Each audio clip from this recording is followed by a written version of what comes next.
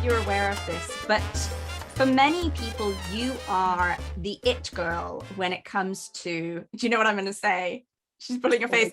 When it comes to the Grammys, the Grammy Awards, America's Grammy Awards, because we have international listenership here. And what I mean by that is when musicians are having a little whinge on Twitter and saying, I don't understand how this process works, and I think it's rigged, and it's all a mystery. The response I always give is, why don't you send Lydia Liebman an email? Because she is the person. And in fact, even Matt Merowitz, a fellow publicist, jazz publicist, referred to you when I mentioned something about the Grammys. And he was like, yeah, well, you know, the way Lydia really knows that ship. She steers that ship. She does it well. And you've had tremendous and well-deserved success with many of your artists. You mentioned Tana Alexa, who was nominated for the last Grammys, the Baylor Project. Sage was nominated. What do you wish artists knew about the process, since you do know so much about it?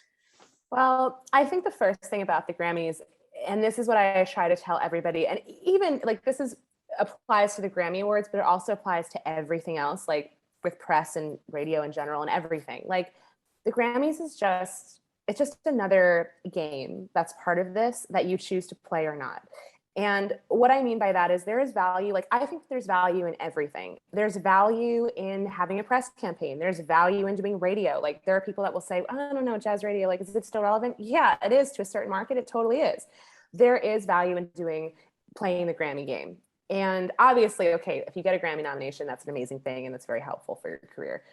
But even if you don't, still playing that game is really important because it's another way to get your music out there. So I really just look at all of this as either you want to play or you don't. And it's very funny because when I was growing up, the Grammys were not really a cool thing in my house. Like, my dad was nominated for a Grammy when I was in like kindergarten. And I, of course, was like elated because I thought this meant I would meet Britney Spears. So I was very happy about this. And my dad was like, no, man, I hate this. Like, I don't want anyone judging my music. Like, I'm not going to the Grammys. Like, this is bullshit. Like, this is ridiculous.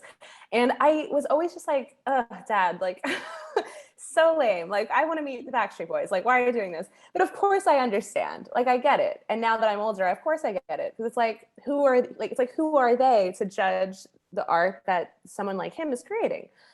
But then, you know, as I got like deeper into this world and really started to see how all these things go, I realized that it really is, you have to just realize what it's about and know how to play it. So for me, I think that artists should come in with that mindset that this is also that the Grammys is not going to make or break your career. I've had plenty of artists get Grammy nominations and it's been great for them. It helps, but they still are, you know, they still have to continue to work just as hard as they did before the nomination. It's not a magic bullet to completely change the trajectory of your career. Maybe it was at one time, but now in these days, there's so many other factors that make stardom that it's not really the only thing anymore.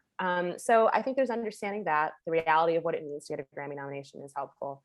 And also just kind of understanding that, you know, how do I put this? The Grammys are a really useful tool if you do it right. It is only relevant for, let me rephrase.